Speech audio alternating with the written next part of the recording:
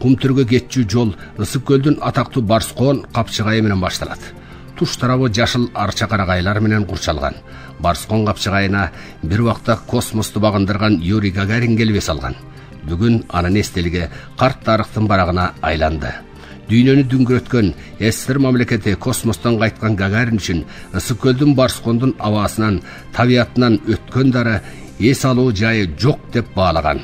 Бүгүн эми ошол аймак кандай абалда? Алгач атактуу кумтөрдү космостон байкап көрөлчү. Үстүнөн караганда асман мелжиген зоолор менен ак кар баскан мөңгүлөр ушундайча көрүнөт. Мобул тоонун айланасындагы мөңгүлөр картада Давыдов мөңгүсү деп аталат. Ушул эле Давыдов мөңгүлөрүнүн алды бомба түшкөндөй эбегейсиз чоң өлчөмдөгү аңдарга айланган. Бул алтын казгандардын 20 жылдан берки ишинин натыйжасы. Ал эми мобул мөңгү баскан аймак 5ке бөлүнөт. Кумтөрдүн өзүндө жайгашкан көл жана анын үстүңкү мөңгү чокулары Петров деп аталса, андан кийинки бөлүк Лысый, анан Давыдов, ал эми мобул аймак Сары Төр жана Борду деп аталат. Мобул мөңгүлөрдүн төмөнкү бөлүктөрү эле деңиз деңгээлинен 4400 метр бийиктикте жайгашкан. Кумтөрдүн тоолорунун алдында алтындын жүздөгөн тонна запастары жатса, зоолордун кучагында миңдеген жылдарды камтыган мөңгүлөр уюп жатат. Мөңгүлөр адамзат үчүн алтындан кем эмес байлык экенин кимдер гана түшүнбөйт.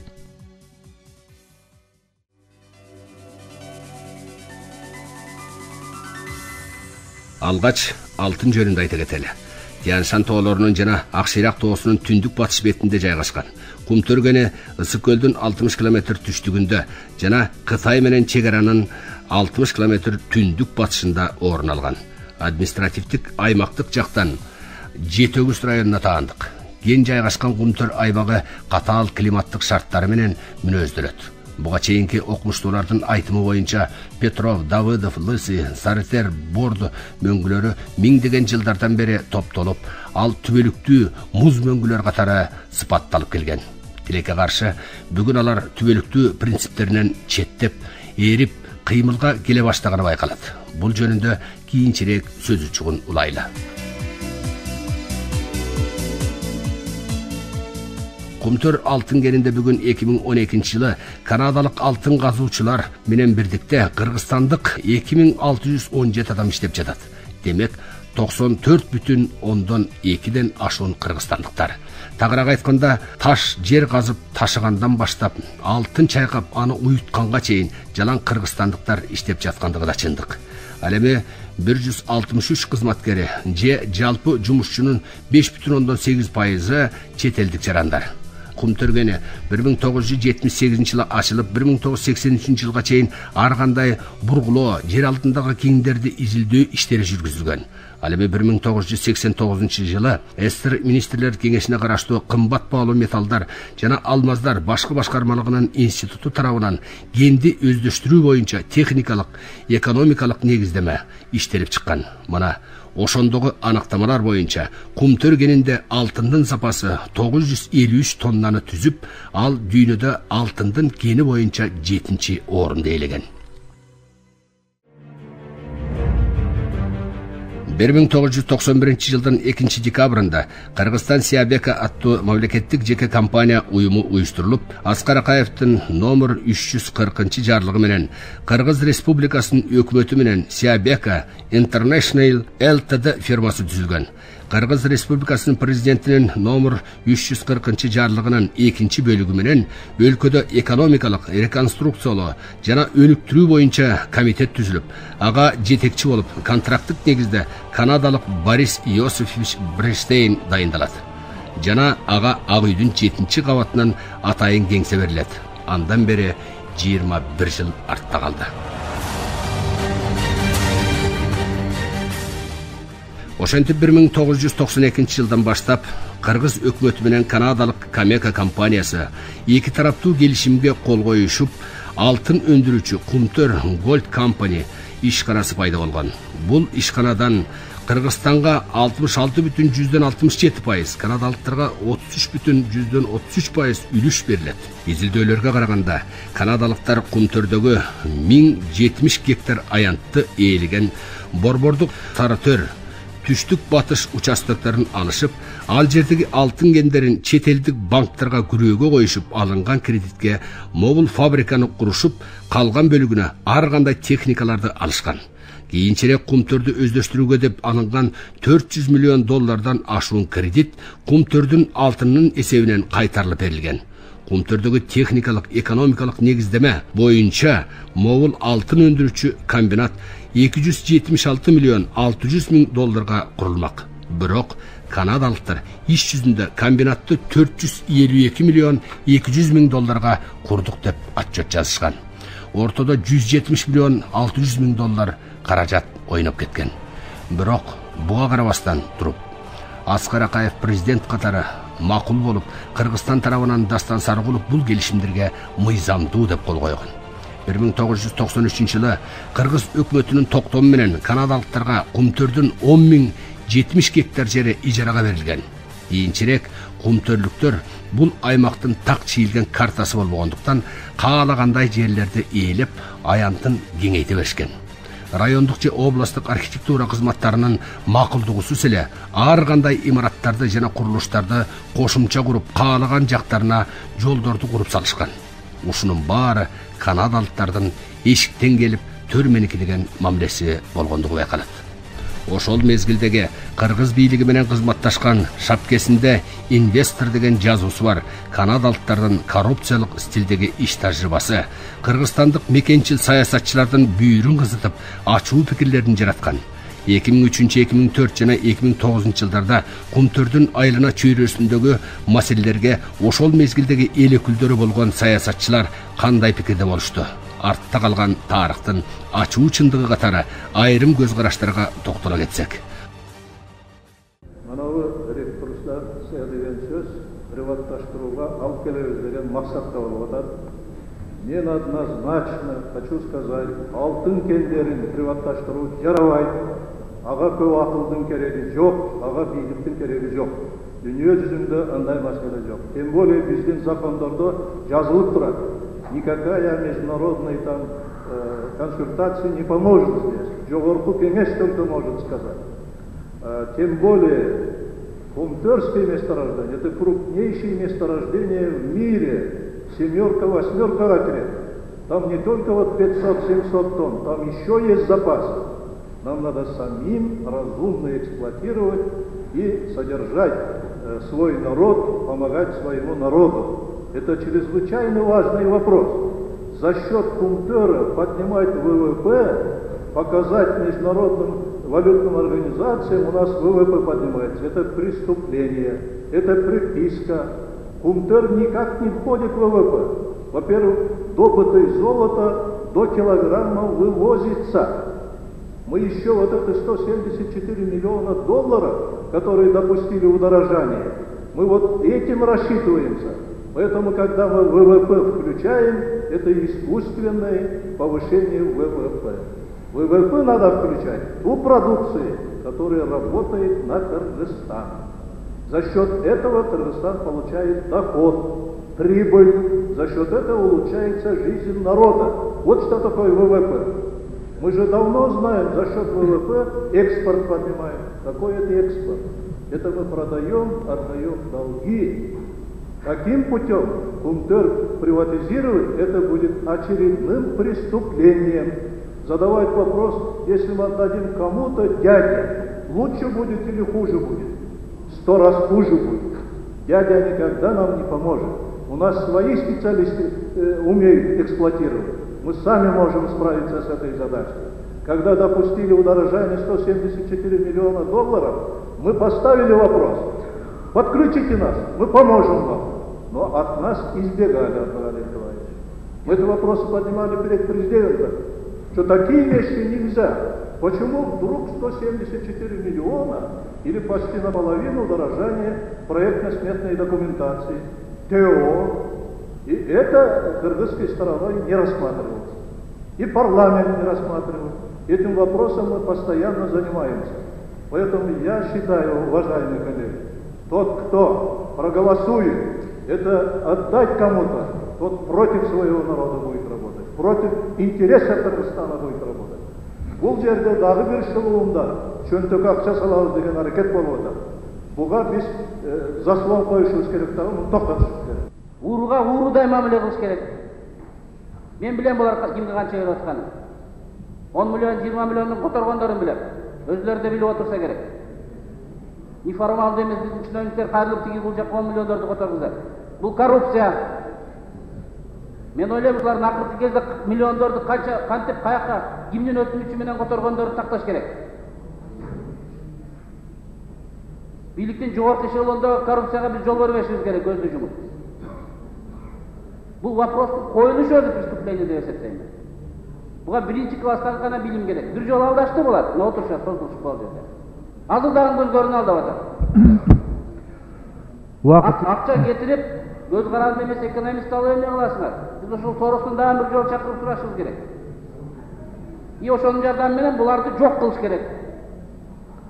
Сорос айткандай, мүмкүн болгон тоскоолдуктарды жасайбыз деп. Биздин оонда бир добушубуз бар. Башка уюмдарда бир добушубуз бар. Булардын авторитетин кетирип, компаниясын банкрот кылганга биз бүткүн мамлекеттик күч кубатты жумшашыбыз керек. Ошондо мындан кийин бизге алдамчылар келбей калат. Баарына сабак болгондой болуш керек. Абдыган Эркебаевич, бул маселе эң чоң маселе да. Бул Кыргызстандын келечеги. Биздин бүгүнкү акчабыз. Мына Өмүрбек Чиркешевич көп сөздөрдү айтты, катуу сөздөрдү айтты. Мындан да катуу айтыла турган сөздөр бар Кумтөрдүн деп эле Камеканын атына. Анан кийин 1 саатта бүтөбүз деген бул өзүбүз алдаган болобуз. 115 тонна алтын табылды, 1,5 миллиард. Кыргызстан алган 60 гана миллион доллар. Ошону менен биз алдайбыз деп атышат булар. Ойлонуш керек да, 1,5 миллиард доллар алып атат. 60 миллионду налог төлөдү деп ошо дивиденд биз айтып атышат эми.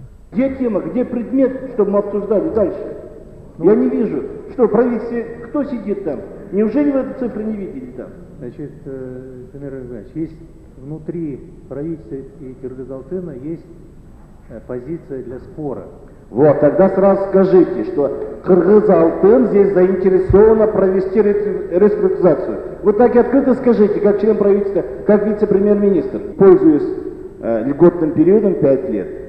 Компания, которая сегодня разрабатывает, просто раздевает Кыргызстан.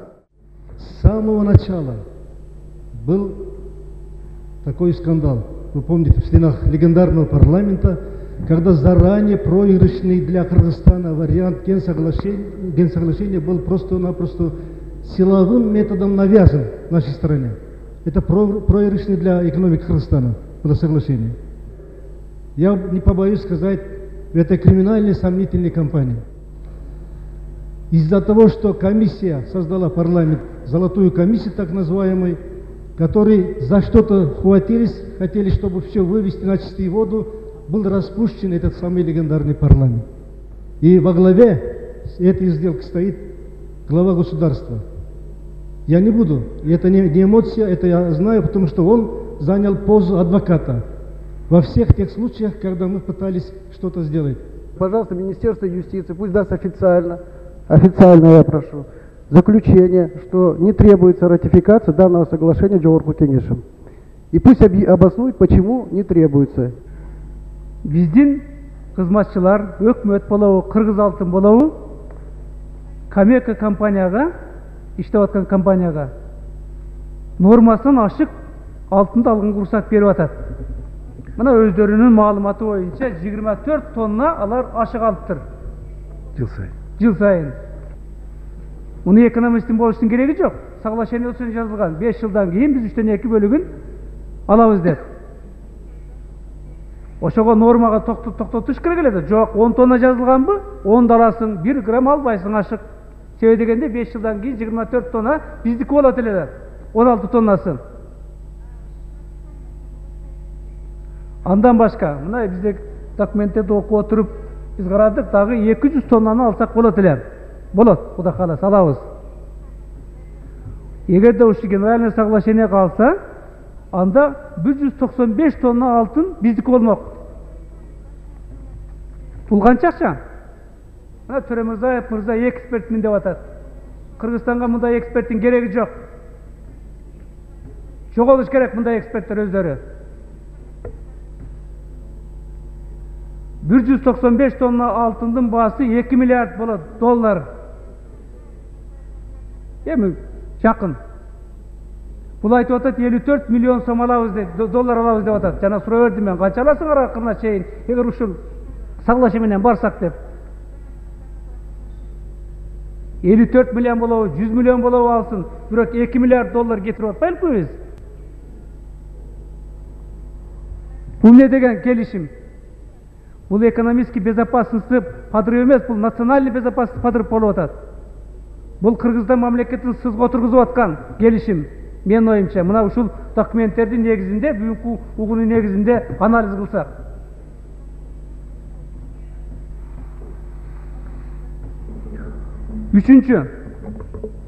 Üçüncü, biz emneni bildik. Biz bugün Kırgızstan'da mıyzamdardın atkarılığın daha bir jol dəlildedik. Mına ratifikasyaya alıp gelbeptir hökümet. Bunu kim alıp geliş gerek? Hökümet alıp geliş gerek. Bu yerde ministerin orunbasarı aytып atat, yok bul girбейт деп. Bul okşagan dojma bizge gereki жоқ. Ekspert değilim. Эгерде Кыргызстандын кызыкчылыгын карабаган министр болобу, замы болобу, эксперт болобу, бул жерден жоготуш керек алардын. Шыпыргы менен айдаш керек. Бут ошол жерге барып иштесин тигилердин кызыкчылыгынан. Элге түшүндүрүш керек. Эл контролго алыш керек эми. Контролго эч ким ала албай калды. Менин бир аксакал адам катары бүтүн кыргыз элине ушул жерде кыргыз элинин туткасы болуп турган, силер балдарга кайрылып кете турган бир 2-3 мүнөттүк сөзүмдү угуп алгыла, анан кийин өлкөнү эмне кыласыңар эми? Колуңарда тургандан өзүңөр билесиңер да. 70-80 жылдан бери бала чакага мөмөсүн төгүп, кураган бутактары үшүгөндүн жанын жылытып, жашыл жалбырактары айлана тегерегине кислород чачып, ааламга жашоо таратып, ысык күндө пенде бүткөндү аптаптан калкалап, тирүүлүк менен эри шаркак жашап өнүп өсүп турган бир чоң байтып тарапты элестетүүсүң анда. Күтүлбөгөн жерден кайдан жайдан пайда болгону белгисиз. Колуна балта теше, ара чот кыпчуур күрөк, аркан жип кармаган арык семиз аял эркек же сырткы кебетесинен кайсы жыныстын өкүл экендиги таанылбаган, бирок эч кимге ээ жаа бербей, шымаланып жулунган адамдар кирип келишип, учурунда алардын демократиялык чапанын жамынган неокоммунисттер экендигин мен билбептирмин. Эми билип отурам, ошол алчы таасын жеп калган немелердин жанагы байтып таракты таламайга ала баштаганы тартылган биздин көз алдыбызга. Бирөө жалбырагын жылса, экинчиси бутагын сындырып, үчүнчүсү кабыгын сыйрып, дагы бирөө байтып тарактын боорун балталап, чамындысын капка салып, алып кетип жатышкан, ошондо алып кетип жатышкан. Элин айындар жок дегенде тамырына тийбегилечи, тамырын калтыргыла, балким ошондон дагы бир көчөт өнүп чыгышы мүмкүн деп буркурап боздоп ыйлап жибергени алиге чейин менин көз алдыма тартылып турат. Кайран гана эл, кайран гана мамлекет, кайран гана мурдуңа бок сүйүп өлгөн кыргыздар дагы тарткылыгың алды экен. Белиңди бекем байлап туруп чыдагын, өзүңдүн зөөкүр уулдарыңа, өзүңдүн зөөкүр кыздарыңа. Рахмат. Таких месторождений, как Кыргыз-Алтын, то есть Кунтур, вряд ли еще будет. Там еще есть золото, кроме золота еще кое-что есть. Платина есть там, сера есть, серебро есть. Поэтому нам надо всем подключиться и как следует разобраться, не торопиться. Мы получим 50-70 миллионов долларов, спасем бюджет, это не спасение. Зато через 10 лет мы сядем в галоши. У нас не будет других таких возможностей. А кто знает цены на золото дальше как будет? Смотрите, как нефть сейчас все выше, выше, выше. И золото также будет. Это самое главное богатство. Золото полежит в конце концов, не торопиться надо. Поэтому я считаю обсуждение правильное об ответственности правительства и о создании и общественных комиссий. Давайте это включим в наш проект постановления. Тут все ясно, что вопрос очень серьезный, и при этом торопимся контрзолото кому-то отдать быстрее. Это вообще преступление, я хочу сказать. Кыргыз элине аттын кашкасындай таанылган бул саясатчылардын ачуу сөздөрүндө кумтөргө байланышкан нукура чындыктын элеси байкалат. Мындай пикирлер ондоп эмес, жүздөп, миңдеп айтылган мезгилде да кумтөрдүн алтыны кыргыз элине кызмат кылуудан алыс болуп келе жатат. Ага Акаевдик бийликтин, Чыңгыжев, Танаев, Бакиевдик бийликтин, Чуденов сыяктуу өкмөт башчылары барандуу салым кошкондугун өткөн тарыхтын барагынан байкоого болот. Буга премьер-министр Николай Танаевдин 2003 жылдын 31 декабрында кол койгон номер 835 токтому, Бакиевдик бийликтин мезгилинде канадалыктар менен 2007 жылы бир нече келишимдерге кол коюшкан мамилелер күбө болот. 2007 жылдагы келишимдерден кийин канадалыктар тараптардын Кыргызстанга салык төлөө өлчөмдөрү көбөйгөнү менен ошол эле мезгилде Кыргызстан акциялардын пайызы тарабынан кескин мүчүлүштөргө дуушар болгон. 2003 жылы али депутат боло элек Садыр Жапаров кумтөрдө болуп, алгана турсун алтын уютулган цехте ар бири 23-25 килограммдан кем эмес 5 алтындын уютмаларын кармап көргөн. Анын максаты күнүнө канча алтын чыкканын билүү эле. Садыр Жапаров барган 2003 жылы ошол күнү 117 килограмм алтын чыккан экен. Аны ал мындайча эскерет. Мен ал кезде депутат эмес элем. Ушу Комтор алтын кенине барып, ушу алтын куйган цехинде болуп, мен өз көзүм менен көрүп, ушу күнүнө 117 килограммдан кем эмес алтын чыгып атканына күбө болдум эле да. Бүгүнкү күндө болсо, баягы составында Руданын составында аз алтынды бар жерде иштетип атканына байланыштуу күнүнө ошо бир 25 килограммдан алтын чыгып аткан экен да. Бүгүнкү баа менен алганда 5 миллион доллардын тегерегиндеги алтын чыккан да. Эми бүгүнкү күндө алсак, күнүнө такыр чыкпай калды дегенде алтынды 1 миллион доллардын тегерегинде алтын чыгып атат. Эмне үчүн дегенде булар баягы Давыдов мөңгүсүнүн алдында жаткан Руданы туура эмес алгандыгына байланыштуу башынан баштап. Ушу Давыдов мөңгүсү бери карай жылып кетүү коркунучуна келди дагы. Булар буга чейин баягы завод токтоп калбасын үчүн составында аз руда бар баягы рудаларды чогултуп коюп, ошол руданы бүгүнкү күндө иштетип аткандыгына байланыштуу ушундай аз алтын алып атат да. Эгерде Давыдов мөңгүсү жылып кетүү коркунучунан арылып, эгерде ошонун алдында жаткан составында көп алтынды ала баштаса, кайра эле ошол 2003 жылдагы күнүнө 117 килограммдан кем эмес алтын чыккан калыбына келет да булчу. Ал эми бул кадрлар 2012 жылдын 14 май күнү тартылды. Мындан 10 жыл мурда күнүнө 125 килограммга чейин алтын коюлуп жатса, бүгүн 2 күндө 50 килограммга чукул алтын чыгып жатыптыр. Кен казуучу лабораториялык тастыктамаларга жана алдын ала геологиялык чалгындоолорго караганда, канадалыктар кумтөрдөгү алтындын 30%-ын же запастагы 953 тоннанын 260 тоннасын казып бүтүштү. Ушунчалык баягы миллиондогон долларларды күнүнө алып атып, бирок ошол эле мезгилде бизде ушу Кыргызстанга киреше жок деп бул канадалык ишкерлер отчет берип келген да. Муну бир дагы биздин премьер-министрлер жана өкмөттүк ушул көзөмөлдөөчү органдар буган эч кандай көңүл бурган эмес.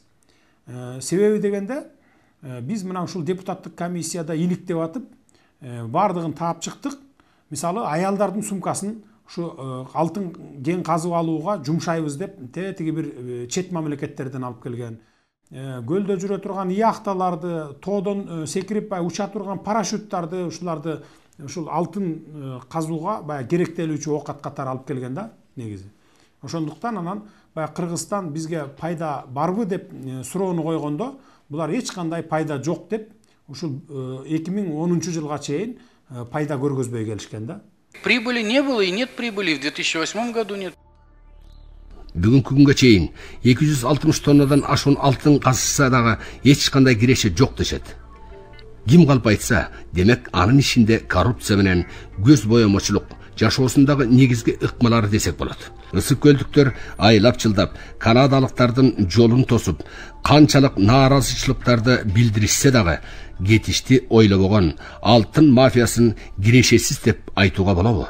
Кыргыз өкмөтү жана бийлиги канадалыктарды эмне үчүн киреше жок деп жатса, аны текшерүүгө жана тартипке чакырууга дарамети келбейт.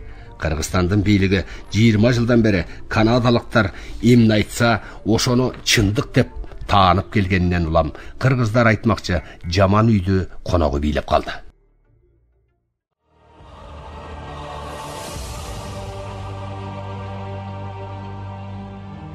Ал эми Кумтөрдө алтын кен казып алуу иштеринде кимдер иштеп жатат деген суроо да бар. 2006 жылы Кумтөрдө 1850 кыргызстандык жумушчу иштесе, 90 адам Канададан келип иштеген. Маселен, кыргызстандык 1850 адам $22 миллион айлык алса, канадалык 90 жумушчу $24 миллион айлык алган. 2012 жылы Кумтөрдө 2671 кыргызстандык, 163 канадалык жумушчу иштеп жатат. Кыргызстандык бир жумушчунун 1 жылдык эмгек акысы $10-15 миң түссө, бир эле канадалык башкы аткаруучу директор Стивен Ленг 2011 жылы $3,222,867 айлык алып иштеп келет. Ал эми финансылык директор Джефф Пар 2011 жылы $1,5 миллионго жакын алса, өндүрүш боюнча директор Рон Колхун жана чалгындоо боюнча вице-президент Иан Актинсон сыяктуу жарандар бир жылда $1,5 миллион ашуун айлык акы алышкан. Бул цифралар алтын кениндеги чоң адилетсиздиктин белгилери катары байкалат. Ушундай эле салыштырууну мамлекеттик деңгээлде эсептеп чыгаруу деле кыйын эмес. Кыргызстан кыргыз жумушчусундай эле киреше тапса, канадалыктар да өздөрү сыяктуу киреше таап жаткандыгы байкалат. Ушул күнгө чейин Ысыкөл областына берилген 1% социалдык өнүктүрүүнү колдоо каражаты жана өкмөткө берген айрым акча каражаттар Камеканын Кыргызстанга келтирген моралдык жана материалдык зыяндарын жапканга жетпейт. Ал эмне болгон зыяндар эле? Анда бесе сөз төркүнүн алтын казабыз деп алтындан кымбат жерибизди кантип ууландырып алганыбыз жөнүндө болсун.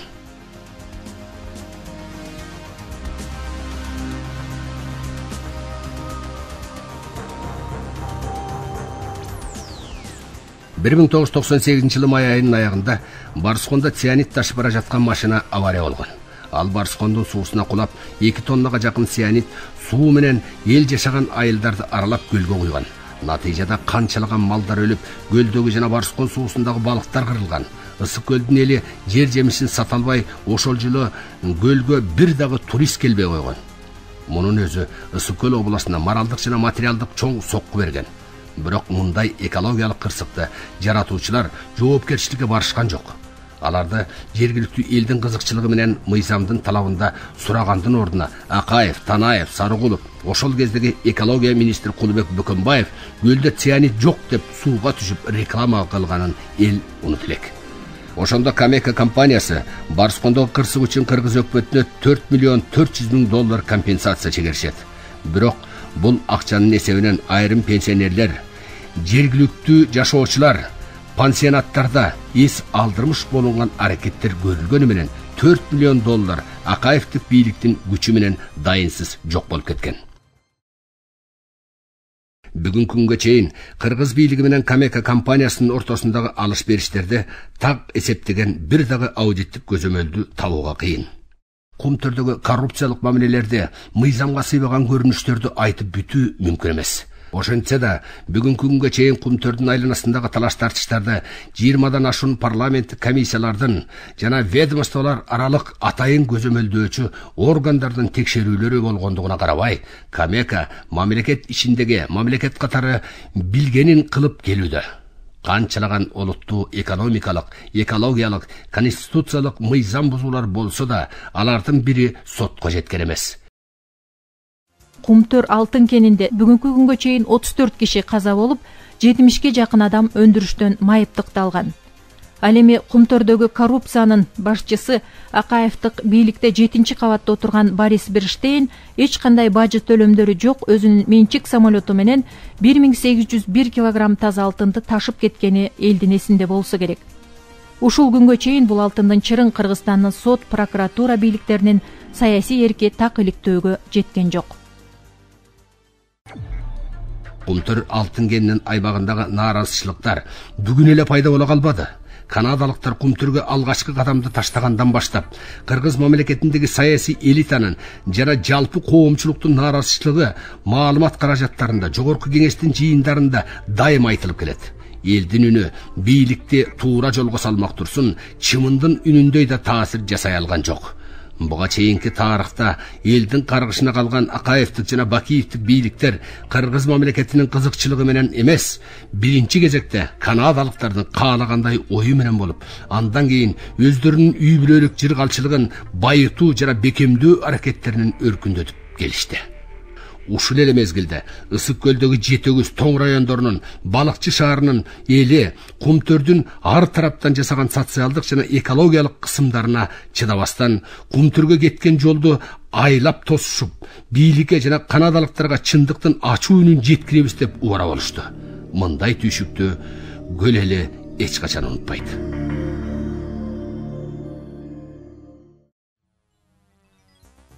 Депутаттык комиссиянын жана жумушчу топтун талбаган изилдөөлөрүнөн улам Кумтөр бүгүн биринчи кезекте Кыргызстандын эң бийик жеринде жайгашкандыгына карабастан экологиялык жактан катастрофалык деңгээлде уулангандыгы байкалат. Бул багытта кийинчерээк сөз кылабыз. Экинчи кезекте Кыргыз мамлекети өзүнүн эң кымбат кен байлыгы болгон алтынды өндүрүүдө жана андан киреше табууда акцияларга ээ болууда. Укуктун жана экономикалык жактан коррупцияга кокосунан малынгандыгы байкалат. Эң өкүнүчтүүсү биздин мамлекеттик органдар Кумтөрдү баягы көзөмөлгө албаганында болуп атат да. Бир мисал келтирип айта кетейин. 8 сентябрь 2010 жылы башкы прокуратуранын ага тергөөчүсү ушу сокулуктан баягы контрабандалык жол менен келген алтынды кармап алганда, бул алтын кандай чыккан? Бул баягы активированный көмүрлөр болот, ошо алтынды алууда колдонот да. Бир колдонгондо 200 тоннага чейин колдонуп, аны ай сайын же болбосо баягы алтындын составын алып бүткөндөн кийин алмаштырып турат. Ошол көмүрдү сокулукка алып келип, баягы көмүрүн күйгүзүп ийсе, эгерде көп составында көп алтын болсо, 1 тонна көмүрдөн 5 килограммга чейин алтын алса болот экен. Мына ушул контрабандалык жол менен келип аткан алтынды ушу башкы прокуратуранын ага тергөөчүсү Дононбаев деген кармап алгандагы алып барып туруп, ошо Кумтөргө сейфине салган. Сейфке салганда ушу Билл Грей деген ушу канадалык ишкер ошону көзөмөлгө алат экен, ошогон ответ храненияга деп берген да. Ошо менен келип бул иш козгоп, тергеп. Анан кийин ушунун аягына чыгыш керек болчу да. Ошо ойдон жабылып калган бул иш. Ушул алтын ушул жерде азыр сакталып турабы же колдонулуп кеттиби? Көрсөк болобу? They can look at the container it's in, but not at the gold itself. But they can see all the markings and everything. Алтын өзүн эмес, ал контейнер ичинде пломба. Мы можем сам контейнер показать. It's in a bag. içinde de. А пломба кимдики? Sealed by KFC or? No, it's here. It's here. No, who sealed? Yeah, it's here. Who sealed these containers? Who sealed it? The prosecutor's office or your? Пломбаны ким баскан? Прокурор басканбы же? Их работники. Ошол 2010 жылдын 8 сентябрынан бери ушу башкы прокуратура тарабынан бирөө бир келип мындай кызыгып ушул алтынга жатабы жатпайбы деп же сиздерди чакырып бир сурадыбы? Сураган жокпу? Since that period, has anyone from the prosecutor's office asked about this gold? Only not since it's been in the vault. No, they gave me permission to bring it back. I was questioned by the prosecutor's office, and there's no further action being taken. That was it. Бул жака келди, ошондо эле суралган дейт, сурак жүргөн дейт. Ошондон бери эч ким сурайлап. Эми токтоп туруңуз, мындай койсоңуз мындай. Билл Грейтке 8 сентябрь 2010 жылы кол коюп туруп, мынакей старший прокурор управления Генеральной прокуратуры Кыргызской Республики Дононбаев тапшырган муну. А кандай анан 2011 жылдын февралында опечатать этип атасыңарбы? It was given to you in September 2010 and how I don't remember. Any point? Don't remember. Siz 8 сентябрь 2010 жылы кол коюп атпайсызбы? So you signed on September. I said I don't remember. Any point? Мен ушу башкы прокуратурадан запрос кылып туруп ушундай иш барбы деп сураганда мындай иш жок болуп чыкты да. Бул деген сөз ошо көрмөксөн болуп жаап койгон деген сөз. Кумтөр боюнча депутаттык комиссия жана эксперттердин жумушчу тобу алтын камератта барардан 10 күн мурда Садыр Жапаров жана жумушчу топтун башчысы Бекбосун Абсатаров, экология боюнча белгилүү эксперт Динара Кутманова болуп, Кумтөргө күтүүсүз конок катары барышты. Кумтөрдүн экология боюнча чоң адиси Эрик Кожомкулов менен дагы бир белгилүү жетекчиси Керим Шатманов аларды тозуп алышып, карьердин күнчыгыш тарабындагы атайын байкоочу жайга алып келишти. Кар жаап, күн бүркөлүп туруптур. Ал эми Кумтөрдүн жооптуу кызматкери Давыдов мөңгүсүнүн жылып жаткандыгын, анын айынан иш 10 күнгө артка жылып жаткандыгын мындайча түшүндүрдү. Азыркы тоо кеништери ушул жерде жылып жатат. Алтын болсо мына бул жерде ылдый жакта жайгашкан. Мына жерде таманында, таман жагында. Анткени падениясы бияк көзгө кетет. Битинде көзгө кетет да. Ошон үчүн деген биз карьерди улам алыш үчүн нары уламларды жылып турушубуз керек. Кесип алып, артты музду көздөй жылып турушубуз керек. Давыдов. Февраль айынын аягынан баштап ушак жак катуу жыла баштаган. Скорость движения деп коет, ошонусу ылдамдыгы күчөп. Бизде муз боюнча бир критерий бар, порода жагы боюнча бир критерий бар да. Жылуунун саатына мынча болуш керек, ошондон өтпөш керек деп, өтсө уже опасность болуп калат. Коопсуздук келтирет да иштеп аткан кишилерге, оборудованияларга. Ошол баягы нормасынан өтүп кетти да. Нормасынан өтүп кетип, критический значениясынан чоңураак жыла баштады да. Бул жерде 1,5 метрден ашып 200 метрге жетип аткан учурлар болуп кетти ушул жерде. Суткасына, bir суткада. Значит, бизде критериумуз боюнча саатына 50 мм ашпаш керек да. Ошондо коопсуздук сакталып, ошону иштей берсе болот. Андан ашып кеткенден кийин уже иштелбей калабыз. Ошондон ашып кетип, ошон үчүн жабууга туура келди буяк ылдый жагын.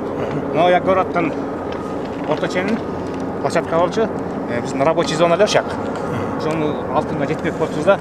Ушул алтынга жетип, анан моя буровойлор турбайбы, геологоразведканы.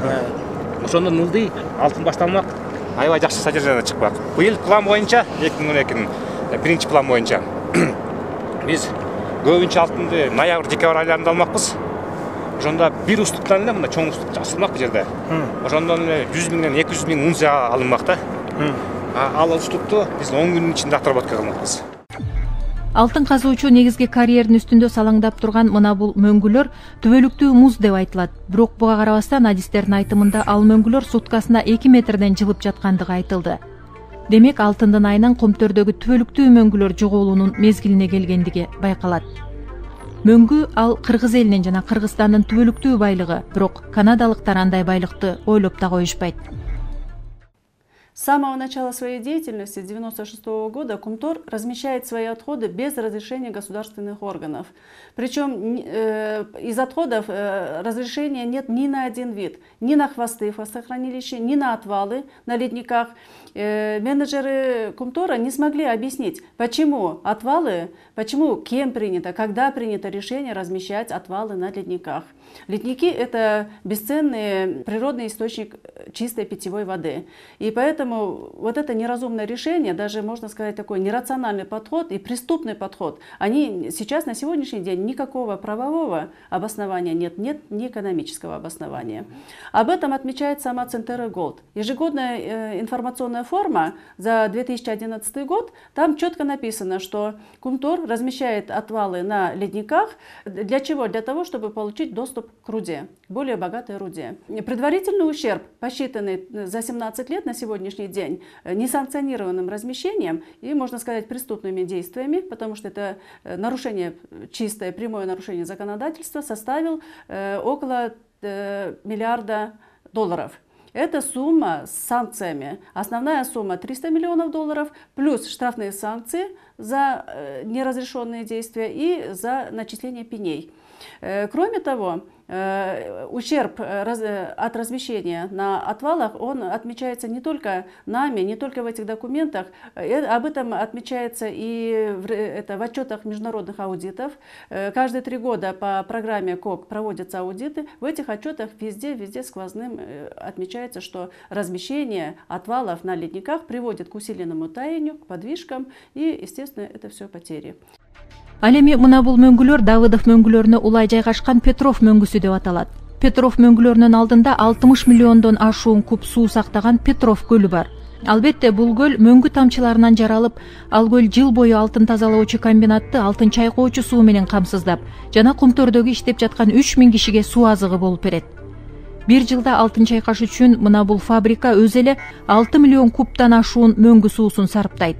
Албетте, фабрикада иштетилген суу уулуу заттарды кошуп, атайын бассейнде сакталып, кийин тазаланды болуп, Кумтөр суусу аркылуу Нарын дарыясына кошулат.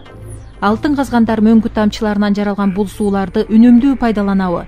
Бул суу үчүн Кумтөр мамлекетке акча төлөйбү деген суроого жооп барбы? Биз төлөбөйбүз, за поверхностный воду төлөбөйт да, закон боюнча. Бул жерге использовать эткенге сууга акча төлөбөйт да? Эгерде оросительный система болсо, анда төлөбүз, же водопроводный, анда төлөш керек.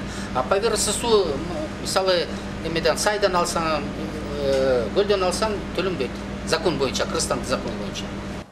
Кумтөрдөгү мөңгүлөр эрип жылып, ар кандай табигый коркунучтар жаралса дагы, Камека андан чочубайт. Анткени ал сууга акча төлөбөйт. Жана мөңгүлөр турган жер лицензия боюнча бизге карайт дейт. Комиссия таштандылардын абалына байкоо салалчы дегенде, чыныгы жомок ушул жерден байкалды. Тоодой болгон таштандыларда чоң тракторлор топурак менен көбөм жатыптыр. Кумтөрдүн адистери булар тиричилик таштандылары деп айтышты. Ал жерде эмнелер гана кезикпейт. Уулуу химиялык заттардын идиштери, мүшөктөрү, темир, кагаз, Айтор Кумтөргө эмне келсе, ошонун баарынын таштандысы экен. Мисалы, тиякта фильтрде турат, болбош керек, а бул жерде жатат мына. Тиги жерде машиналардын фильтрлери турат, КамАЗдардынбы, БелАЗдардынбы фильтрлери. Ошол мен айтып, человеческий фактор. Тияктан раздельно болуп атпайбы? Тигилер особенно түнчүндө.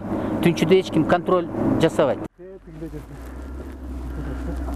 Мо эмнен мишок болуп кем?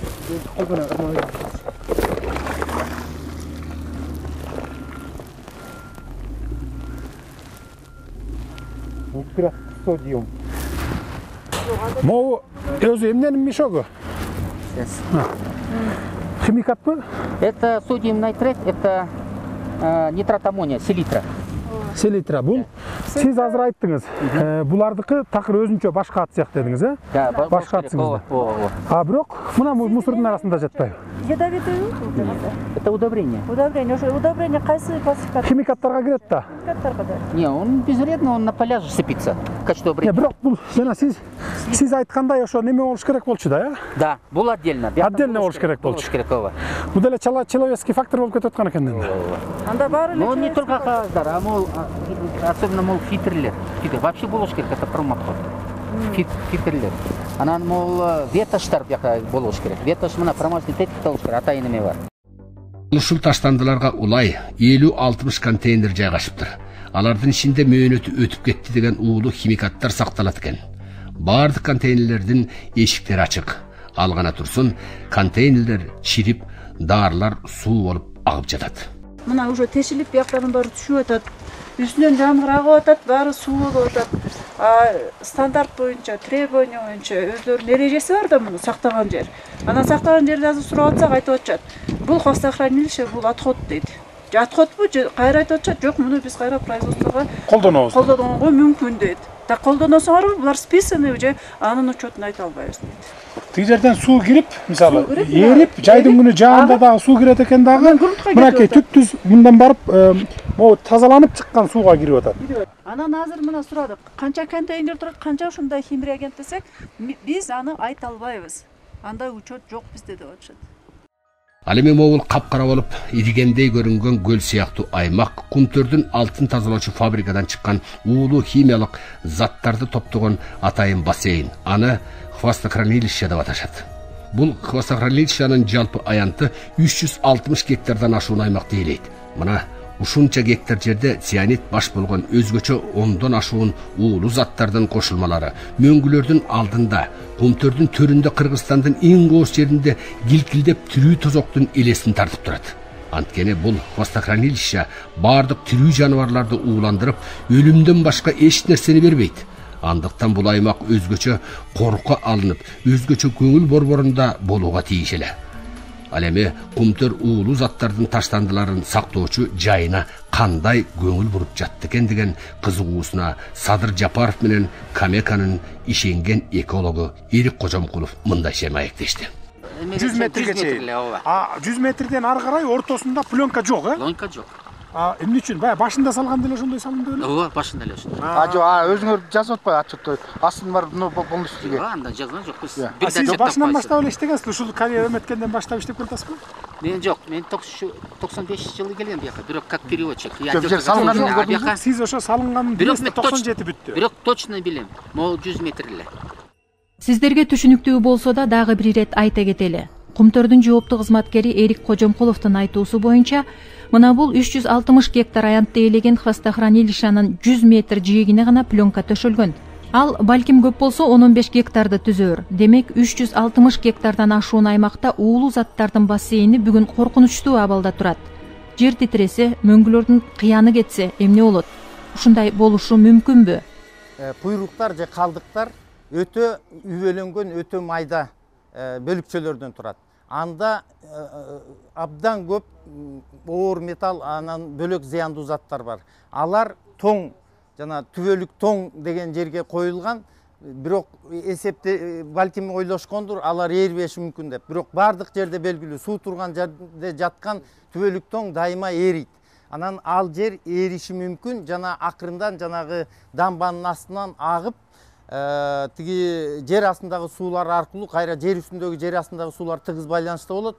Жер үстүндөгү сууларды да булгашы мүмкүндүгү анык, толук мүмкүн да. Но вся опасность в том, что он может продвинуться быстро очень, катастрофически. У нас могут быть толчки сейсмические, и тогда обвал этого ледника, вот этот карьер, он может привести к катастрофе. Еще один вопрос у меня.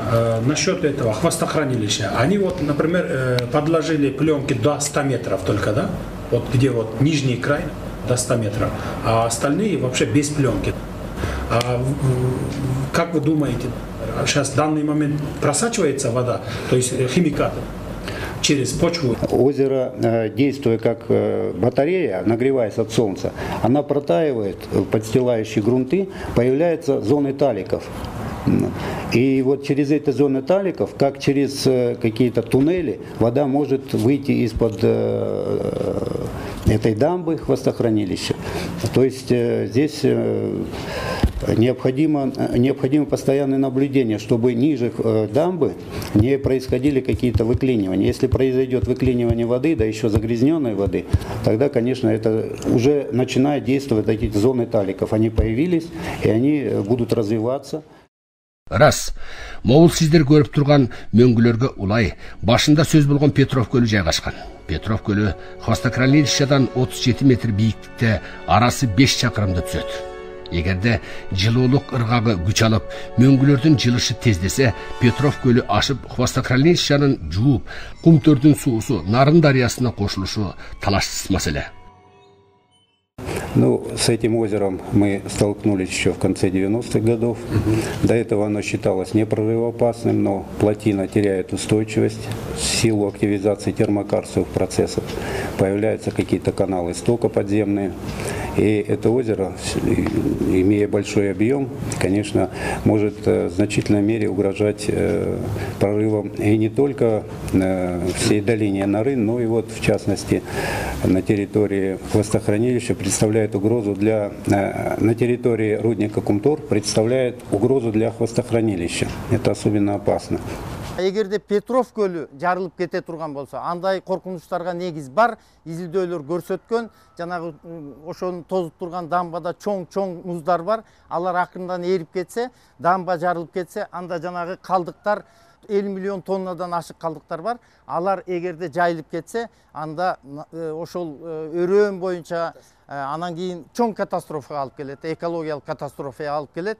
Оор металлдар ошол көптөгөн жылдарга ошо суу ылдый агым боюнча көптөгөн жерлерди катастрофалык абалга алып келиши толук мүмкүн. Демек, адис эксперттин сөзүнө карасак, Петров көлү, Петров мөңгүлөрүнөн улам ашып-ташып кетүүсү толук ыктымал. 360 гектардан ашуун жерди ээлеген уулуу заттардын бассейни болгон хвостохранилища жер титирегенде же мөңгү сели жүргөндө эмес, ушул турганында да катастрофалык коркунучтун кырдаалында сакталып турат. Кандайча? Адис экологдордун суруштамасындагы видео фотого маани береличи. 10 гектарга жетпеген хвостохранилищанын четиндеги дөңсөөлөрдүн жарымына пленка төшөлсө, 350 гектардан ашуун аянтта уулуу заттар кереметтүү кооз Кумтөрдүн үстүндө айрандай килкилдеп уюп турат. Кумтөрдүн адистери хвостохранилищанын алды таш кыркаларынан турат. уулуу заттар эч жака кирбейт дейт. А бирок иш жүзүндө анын жака белдери саздак ойдуңдардан турганына эмне дейбиз? Ал гана турсун, могул сүрөттөгү көрүнүштөн улам хвостохранилищанын алды таштардын катмар кыртыштарынан жана суулар агуучу жаракалардан турганына таң калбаңыз. Бул деген уулуу заттар тоонун тешиктеринен аккан суу булактарына кошулуп, жер алдындагы суулар менен Нарын дарыясына кошулбады же Ысык көл элине булак суу болуп келген жок деп ким кепил боло алат? Северный Американыкын, Канаданын методу менен ошо вечный мерзлота деп туруп эле түбүнө пленка салбай туруп бияка отходду кетирип атпайсыңарбы? Кимиңер гарантия бере аласыңар ошол музду жарып чыгып, ары карай сианиттер ошол кетпесин деп, например, кетпейт деп.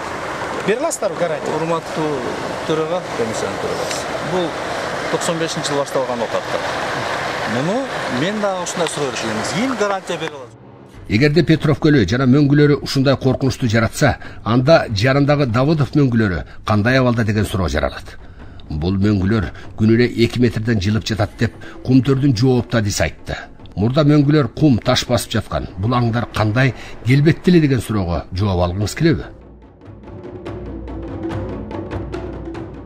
Сиз байкагандай, бир убакта бул аңдар тоо болуп турганда, мөңгүлөр жана Кумтөрдүн чокусу 20 жыл мурда мына ушундай көрүнүштө эле.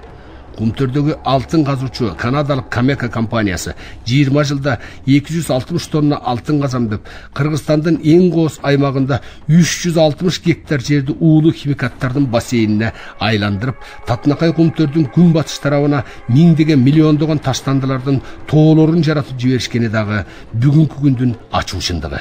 Ушундан улам Кумтөрдөгү тазаланган суу деп Нарын дарыясына куюлуп жаткан Кумтөрдүн суусунда өзгөрүүлөр барбы деген суроо жаралат. Былтыр 24-июнда депутаттык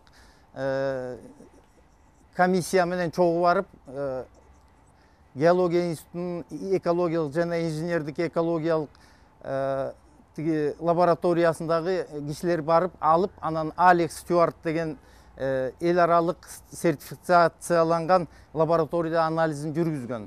Ошол анализдер көрсөткөн, эгерде ушу Кумтөрдөн чыккан сууларды, мисалы үчүн Сары Төрдөн чыккан суудан үлгү алынган, эгерде ошону ичме суу катары караса, анда жанагы алардагы кээ бир оор металлдардын, кээ бир элементтердин чектелген деңгээл концентрациясы болгон катышынын суммасын алса, мына Сары Төрдөн 100дөн ашык эсе ошол элементтердин жанагы ЧДК-сын чектелген деңгээл концентрациясына болгон катышы өскөнү көрсөтүлгөн. Быйыл дагы мына жакында эле депутаттык комиссия барып үлгү алып келишиптир. Алардан 2 элемент боюнча коргошун жана сымап боюнча 2-4 эсе ашканы көрсөтүлгөн. Ал суулар жүрүп отуруп, мисалы үчүн Кумтөр суусу Тарагай аркылуу Чоң Нарынга кошулуп, анан Нарын суусун, Кичи Нарын менен кошулган Нарын суусун берет. Нарын суусу белгилүү болгондо ичме суу катары колдонулат. Экология менен иши жок канадалыктар комиссия мүчөлөрү канчалаган кемчиликтерди мойнуна койсо да, баардыгы эл аралык нормада деген жоопту айткандан тажабайт. Эгерде эл аралык норма болсо, Кумтөрдүн алтын казуу саясаты экологияны бузуп, жан-жаныбарларды кыйратып жоготушу мүмкүнбү деген суроо менен сапарыбызды Кумтөрдүн түштүк тарабында жайгашкан Сарычат Ээрташ коргун көздөй уланттык. Бул корук Кыргызстанда гана эмес, дүйнө жүзүндө колдоого алынган өзгөчө аймак. Анткени кызыл китепке кирген аркар, илбирс, аюу жана ителги бүркүт сыяктуу куштардын мекени. Биз баратканда эле аркарлар тоо текелер үркүп удургуп жатышты. Карачы мынакей. Шундан 2,5 миң бар экен. 2,5 миң штук бар экен да шундан. Бул гана көрдүңүзбү? Булда. Мына морак көрдүңүзбү? Мына 30-40-50 дей. Мына. Морак астында көрөш, калып турбаш. Астында астында. Мына качты көрдүңүзбү? Алдыгына. Тарт, жакыныраак тарт, жакыныраак. Качып көрдүңүзбү?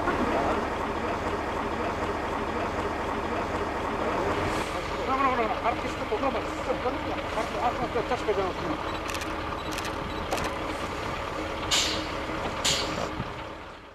Ал эми мобул үйлөрдө коруктун кызматкерлери жашап, илимий изилдөөлөрдү улантышат. Ушу лицензия берилген жерде кандай жумуштар жүргүзүлдүбү? былтыр жүргүзүлдү. Былтыр? Былтыр жүргүзүлгөн. Кайсы айда баштап? Каналарды казган тияк жаздан, былтыр апрелден баштап. Апрелден баштап. Ошо лицензиясын көрсөтүштүбү? Лицензиясын көрдүк. 2 жылга бериптир. 2010 жыл 14 июлда алыптыр. Быйыл 12 июлда бүтөт лицензиясы. Силер ошо айлана чөйрөнө органдарына кайрылдыңарбы ошо маселе менен? Эксперттердин дагы заключениялери бар экен, берсин деген баары. Макулдугун бериптирби? Макулдугун берип, бүт бар документациясы бар. Силер кайрылганда ошо документтерди көрсөтүп коюштубу? Документтерди карап анан биз ошого макулдук. Көрсө, Могул Петров көлү жана Петров мөңгүлөрү коруктун аймагына кирип кетет экен. Мировая общественность стала вот сейчас на защиту. Это есть поддержка. Они письма такие очень хорошие написали, что в Центральной Азии другого места нет такого, как вот именно в данном. И золото говорят золотом, а природа природой. И здесь, конечно, могу еще добавить от себя, здесь ледники находятся, это ледовый массив. Если эта работа будет, значит, что лед исчезнет, воды не будет. И что вся эта экосистема сама по себе разрушится, и люди здесь, которые живут, они тоже жить не будут, они все уйдут. То есть все погибнет, то есть гибнет экосистема. Эмне деп жооп беребиз? Ал эми коруктун аймагын алтын казууга кең катары берип жиберген мурдакы өкмөттүн чечимдери качан кантип артка кайтарылат? Бул дагы парламенттин алдындагы баш оору иштери болоору анык. Эксперттердин тобу жана депутаттык комиссия бир жума тагыраак айтканда май айынын 7-синен 15-ине чейин Кумтөрдө болуп, айрым адамдардын кан басымы, дем алуусу жагынан кыйналып кеткендигин жашырышкан жок. Көрсө, миңдеген биздин мекендештер Кумтөрдө иштеп, ден соолугун, өмүрүн тобокелге салышат. Айына $1000 алабыз деп көрбөгөндү көрүшкөн экен. Кайран гана канадалыктар элибизди кулдай иштетип, сары тоголок алтыныбызды тонналап ташып байып жатышат. Мейли, байыссын. Бирок ошол эле өздөрү айткан эл аралык мыйзамдардын деңгээлинде кыргыз элин, анын кооз табиятын жана мамлекеттин сыйлап, пайданы адилеттүүлүк менен бөлүшсө болмок.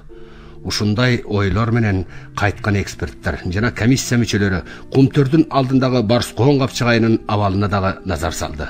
Мындан 20-30 жыл мурда Могул капчыгайдын ичи түркүн гүлдөргө, жоогазы менен бетегеге толуп турчу экен. Айрыкча Могул Гагариндин эстелигинин аймагы керемет кооз эле деп айтышат. Бекеринен биринчи космонавт бул жерге келип эс албаса керек. Бүгүн бул капчыгайдын ичи эрозияга учурап, тынымсыз жүргөн Кумтөрдүн унааларынын айынан Барскондун ичинде гүлдөр өспөй калган. Өзүңөр байкап тургандай, шамал үйлөп, чаңдын баарын бияка үйлөп, ошондон жыгыла баштаган. Карап турсаңар өзүңөр, кебетесин карабасызбы карагайларды? Ботаник окумуштуунун сөзүндө калет жок. Могул карагайларды караңызчы. Жолдогу өткөн унаалардан качып, ийрейип, сыркоолоп, араң-араң өсүп жаткандыгы байкалат. Унаалардын чаңынан жүдөгөн карагайды окумуштуу мындайча чаңын күйүп далилдеди. Жазында эле мындай гүлдө чаң чыгып атат, ёлкадан, чаңды. Жолдун жээгиндеги ёлкада. Жайында эмне болот жайында? Ушундай шартта кантип дарак өссүн? Бүгүн Барскон капчыгайындагы табияттын эрозиясы ачык эле байкалат. Кумтөр жабыркаган дарактарды калыбына келтирип, көчөт тигип жатабыз деп отчетторунда жазышат. Алардын акыбалы мындай экен. Ушу Кумтөр Каменка компаниясы ушу тогойду калыбына келтирип атабыз деп көптөгөн отчетторун тапшырды, көп жылдаган отчетторун. Мына өзүңөр байкап тургандай, өзүлөрүнүн ушу калыбына келтирип аткан ушу балаттылар экен. Ушу кантип өсөт ушундай абалда, кантип өсөт, өзүңөр көрүп турасыңар. Бүтүн эле курап калган. Балыкчы шаарынын кире беришинин оң жагында илгери Нарын база деген болор эле. Ал Союз менен кошо жоголду. Анын ордуна быйыл Могул Кумтөр перевал база пайда болду. Темир жолго ыңгайлашкан база бат эле ишке кирди. 20 жылдан бери бул база Балыкчы шаарынын күн чыгышында болчу. Депутаттык комиссия бул базада болуп, анын бир катар кемчиликтерин белгиледи. Комиссия келет дегенде базанын ишин мизилдете шыпырып тазалап да коюшкан экен. Могул складка жаңы эле түшкөн ар кандай химикаттар чачылып, жерде жаткандыгын көргөн Садыр Жапаров мындайча суроо койду. химикаттар мисалы төгүлөт экен, ошону силер тазалайбыз деп атасыңар, тазалап салабыз депчи. Бирок калдыктар баары бир эле калып калат экен да, до конца тазаланбай калат экен да. Ушул жаан түшкөн жаан менен жана биз айтып аткан грунт сууга кетпейт деп кепилдик бере аласыңарбы? Yes, I'm quite sure we clean very thoroughly. Да, говорит, я, говорит, уверен, мы очень хорошо чистим. Все равно очистные работы без конца производятся. Мына. Мисалы мына. Баары бир калып калып атпайбы? Акиташпы, баары бир башка химический акиташтан бөлөгү деле ушунчалык калып калат да, бир аз болсо да, баары бир калат да.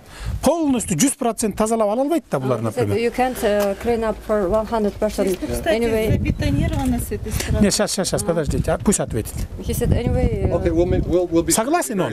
We'll be sure to be. Согласен, что остается какой-то часть? He said, I'm sure that anyway some small pieces left here. Yeah, we will be very thorough in the future. Ага, да, говорит, мы прям постоянно будем, даже вот это уберем, будем убирать все время, очищать. Андан ары курулуп жаткан 12.000 тонналык май куючу станциянын курулушун жана заправканы көрүп туура эмес жагдайлар айтылды.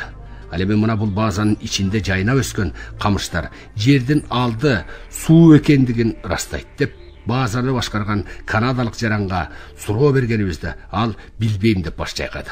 No, I don't. No? No, I don't. Жок, билбейм. Камыш деген сууну жакшы көрөт. Бул деген индикатор, суунун индикатору. Сазларда, ушу сууда, могу мисалы, могу астында эле суу бар деп мен айта алам да. Себеби бул камыш индикатор. Андан кийин депутат Садыр Жапаров комиссия мүчөлөрүнө жана Кумтөрдөгү базанын жетекчилерине космостон тартылган топо картаны көргөздү. Мына бул Орто Токой суу сактагычы, андан чыккан суу Чу дарыясы аталып балыкчы шаарын көздөй агып жөнөйт. Илгери ушул Орто Токой суусу Ысык көлгө куюлуп турчу экен.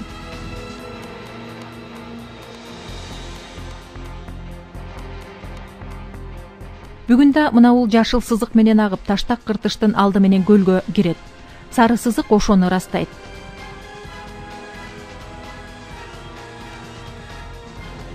Ал эми мына бул күрөң карта Кумтөрдүн базасы. Ушундан улам ал кыртыш алдындагы суунун үстүндө жайгашкан.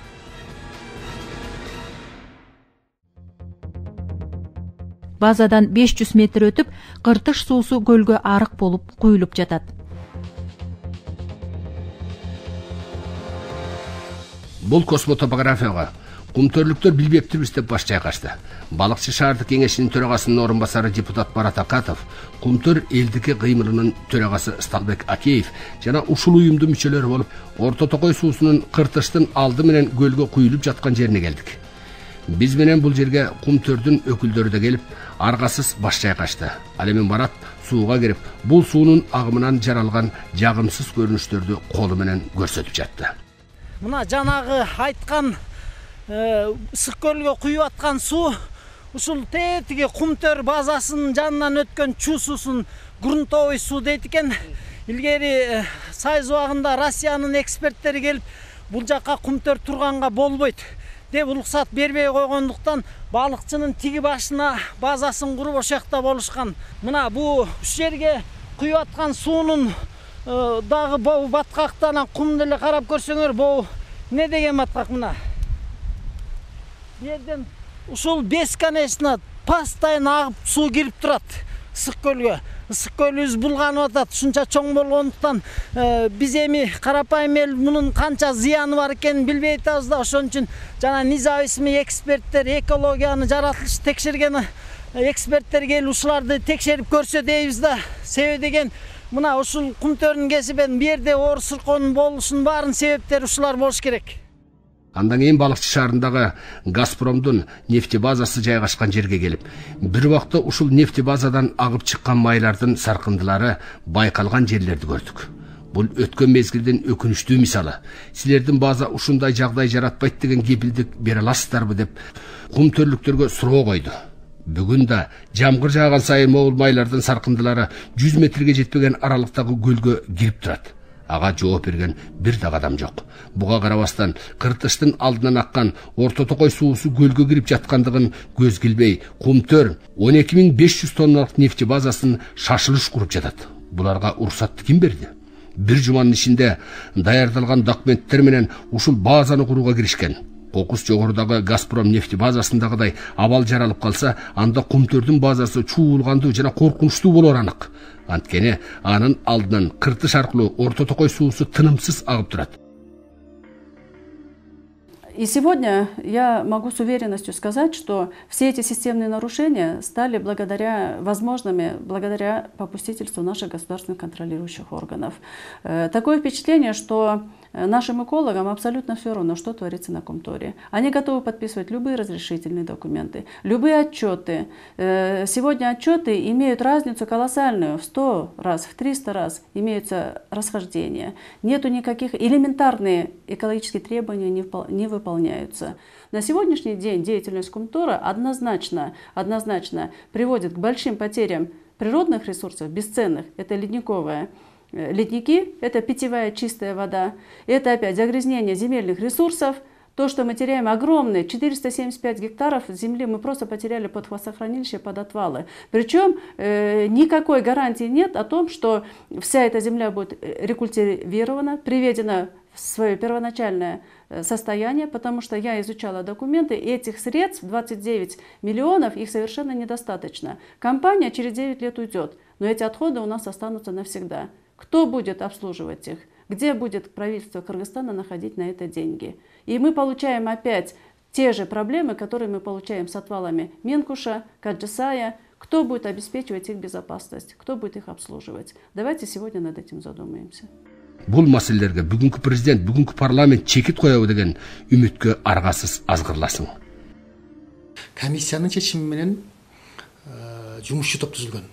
Мына ушул жумуш топтун ичинде эл аралык укук маселелери боюнча юридикалык укуктук топ түзүлүп, биз биринчи жолу Кыргызстандын тарыхында Кумтөрдүн маселеси боюнча эл аралык мыйзамдардын негизинде, Кыргызстандын мыйзамдарынын негизинде, эл аралык уюмдардын келишимдеринин негизинде жана Кыргызстан менен башка мамлекеттер түзгөн келишимдердин негизинде биз бир корутундуну бүтүрдүк.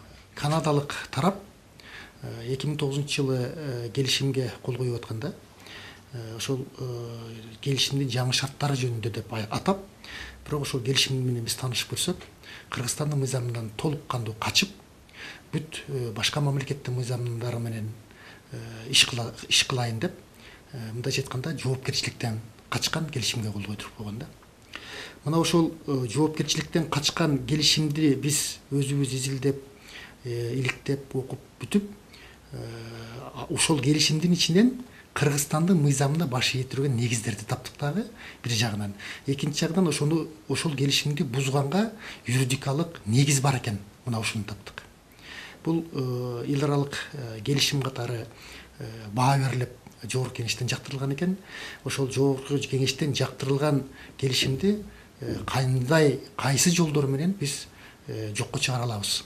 Биринчиден, буну эл аралык келишимдик статусту берип койгон. Биздин конституция боюнча эл аралык келишим болуп, эл аралык деңгээлде башка уюмдар менен же болбосо башка мамлекеттер менен келишим түзсө, эл аралык келишим деп эсептелет. Демек, бул эл аралык келишимге жатпайт, формалдуу түрдө караганда.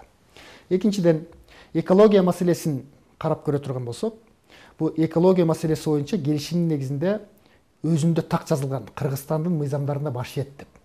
Демек, Кыргызстандын мыйзамдарына баш ие турган болсо, биздин баш мыйзамда конституция бул жаратылыш элдин байлыгы, жаратылыш мамлекеттин байлыгы, кендир мамлекеттин байлыгы деп жазылган. Демек, аны колдонуудагы элдин укугуна жараша, конституциялык укугунун чегинде колдонуш керек. Биз ушуну так белгилеп жазып, ошол менен бирге эле эл аралык келишимдердин негизинде, эл аралык мыйзамдардын негизинде Кумтөрдүн экологиялык нормаларды сактоо боюнча милдеттерин так жаздырдык. Мына ошол милдеттерди аткарбаган үчүн дагы бул келишимди оңдогонго шарттар бар экенин биз белгилеп берип атабыз.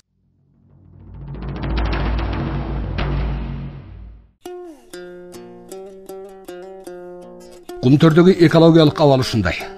360 гектардан ашуун аймакты ээлеген хвостохранилище тоо болуп көмүлүп жаткан уулуу таштандылар, күн сайын алды алтын үчүн казылып, төмөнгө кулап жаткан мөңгүлөр жана экологиялык эрозияга айланган Барсукан капчыгайы, балыкчыдагы кумтөрдүн базасынын айланасындагы коркунучтуу кырдаал ар бир кыргызстандыкты ойго салат. А бирок саясаттан, укуктан, экономикадан, экологиядан ууланып, адилеттүүлүккө муктаж болгон кумтөрдүн маселесин ким чечет? Ким аны чечүүгө салым кошсо, ал Кыргызстандын чыныгы мекенчили болоорун эч ким танбаса керек.